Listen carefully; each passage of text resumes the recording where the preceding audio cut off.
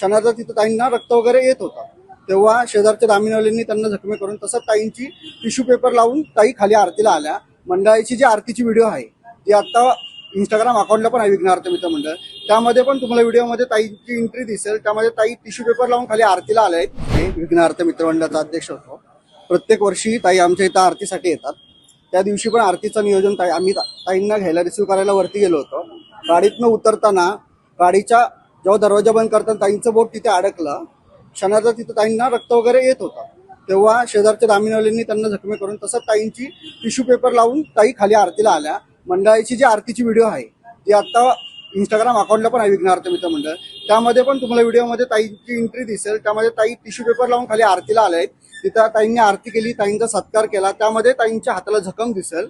आणि आता जो आम्ही पाहतोय की जो फोटो व्हायरल होतोय तो पूर्णपणे धचमळ केलेला जातोय. कुठलाही तो त्याचं तिथं प्रत्यक्ष कोणतीही माहिती नसताना फेसबुकवरती जे फोटो आहेत त्या ती घटना का घडली आहे, कशी घडली आहे ते आम्ही सगळे ते प्रत्यक्ष पाहिलेली आहे. पण ते घटनेचा चुकीचा अर्थ करून अंधश्रद्धामध्ये दाखवत आहेत, एकदम चुकीची गोष्ट आहे.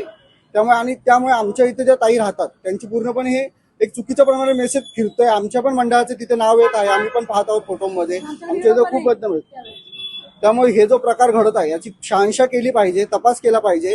चुकीच्या पोस्ट व्हायरल करता नाव बदनाम करणे एकदम चुकीचं आहे. त्यामुळे आम्ही याचा निषेध